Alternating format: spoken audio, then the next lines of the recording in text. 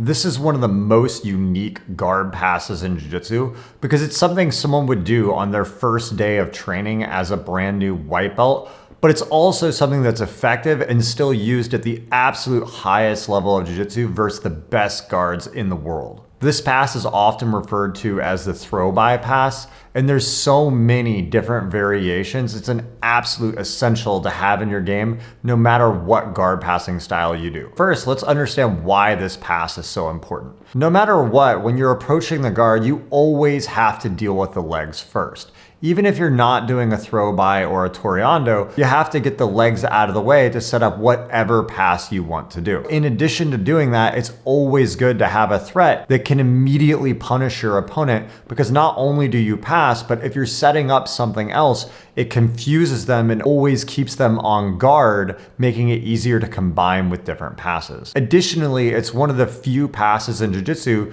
that you can do with one arm. Most guard passes require you to use two arms to set up. The fact that you can do this with one arm makes it really easy to chain it on either side and mix it up with different passing combinations. So let's look at the basic foundations of what makes this pass work, and then go through multiple variations on how we can use this and add it into your game. So the first thing to understand is when I'm passing the guard, my opponent wants his hips facing me, because when his hips are facing me, his legs can come into play to help move and fight. He can use his arms to frame.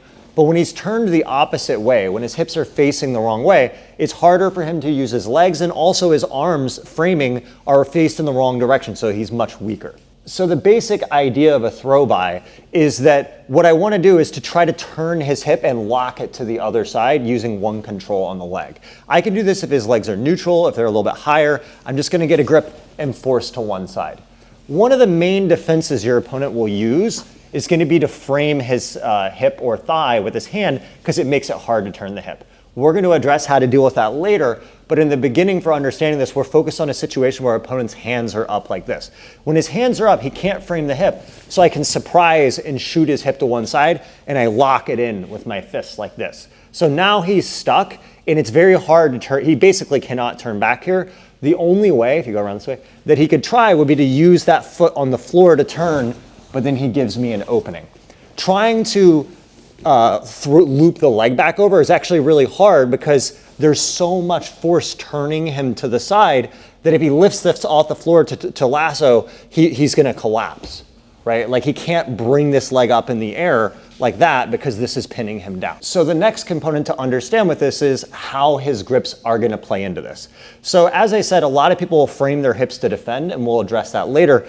But often when someone is playing guard, they're trying to make grips on you. At any time he's making a grip, so if he grabs the sleeve, he's now not framing the hip. So as we make an initial entanglement, as I approach and I feel him go for grips, he's always going to be exposed to one side. In fact, it's even easier because of the no grip. I even can control his, hold the sleeve tight.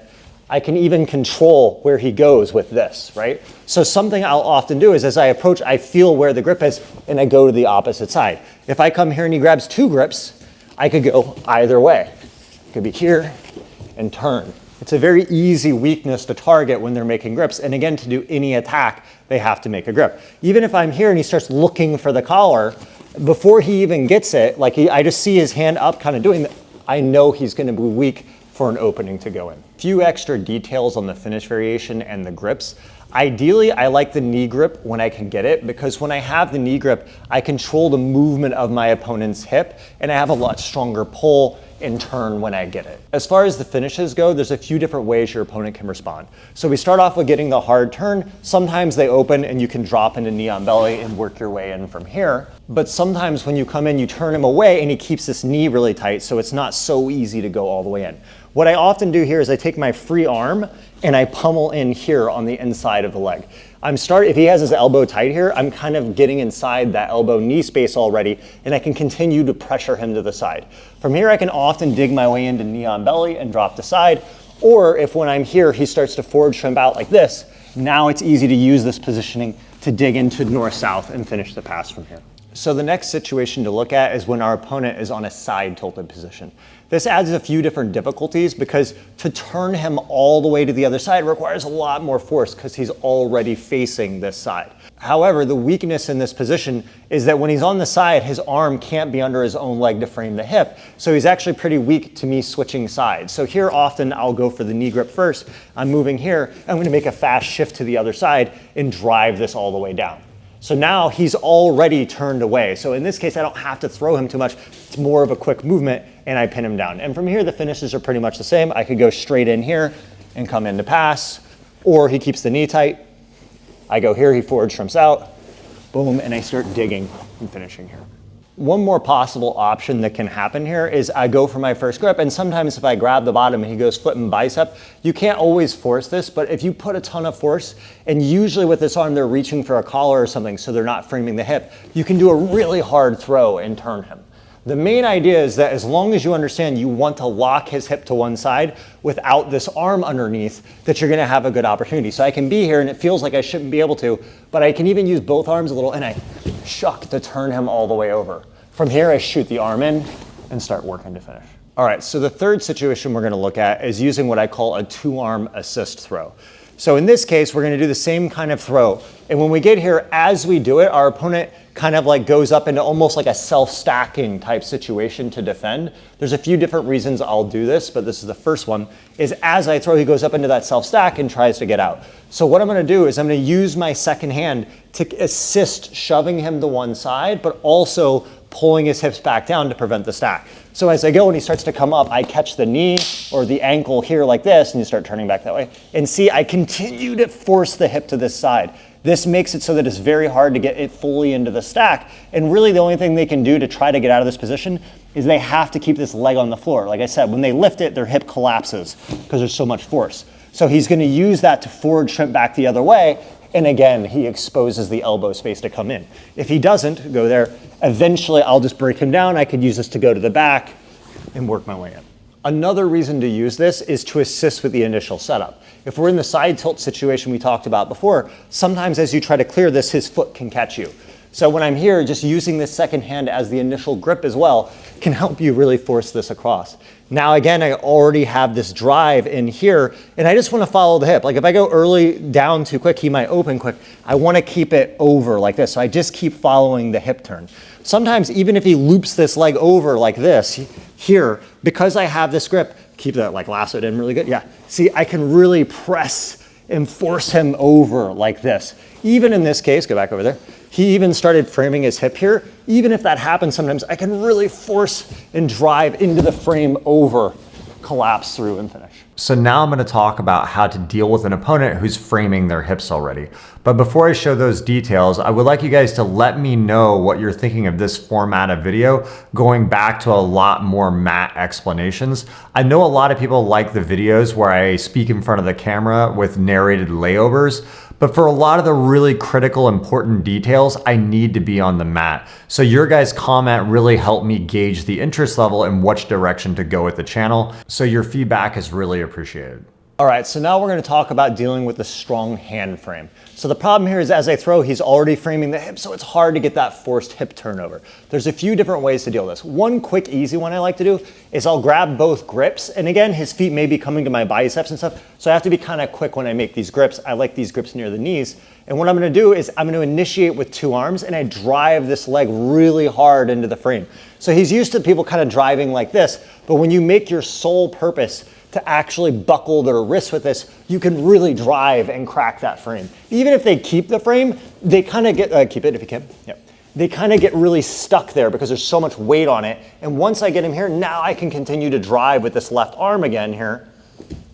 Keep resisting like you were, yeah. And I keep driving, now I can actually, if I don't fully break this, I can release and start switching back into this. So it's kind of like a two-arm assisted, right?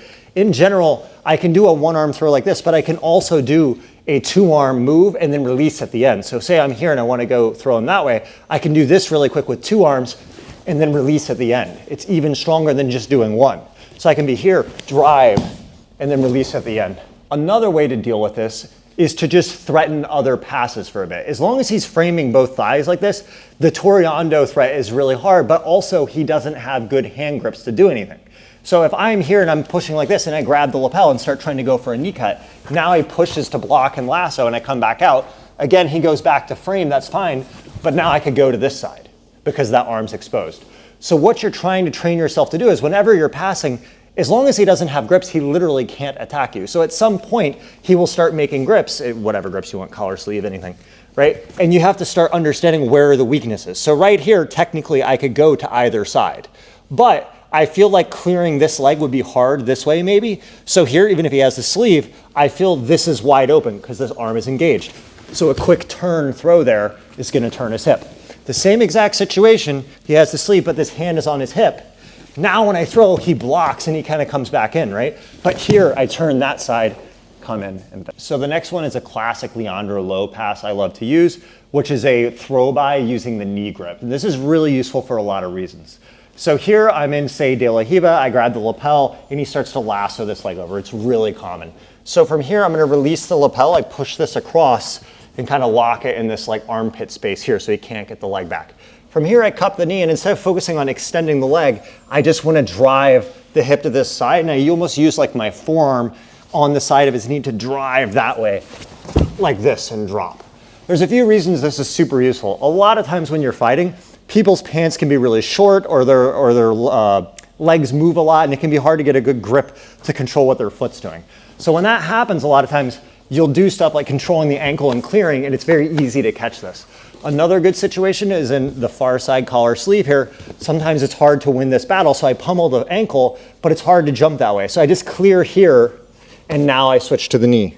Once I switch to the knee, I clear out, drop, and pass. So a few thoughts on initial gripping. My opponent's leg angles can change a lot. Generally, this one is really good when their knees are a little bit, if his feet are really out here, the throw by doesn't make as much sense, but it's really easy to start pushing the legs downward or start going for a knee cut. But as you fight more flexible, difficult guards, people will lasso their legs, they start bringing their knees really tight, and it's gonna be more natural to go for this kind of an attack. If their knees are tight and their feet are parallel, it's pretty easy to just step around and push. If I start grabbing his feet go to the biceps like this, I can either let go and repummel and go, or you can sometimes just from here, if you see an opening like this arm is up, yep. I can throw really hard through the grip. That's one of the great things with the throw by, is if you have two grips, the feet and the biceps block you. But when you release one, here, keep it. Yeah, when you release one, you can just turn and throw even if he has the grip. All right, guys, hope you enjoyed the video. And if you guys want to see more videos, always be sure to like, share, and subscribe. Thanks a lot.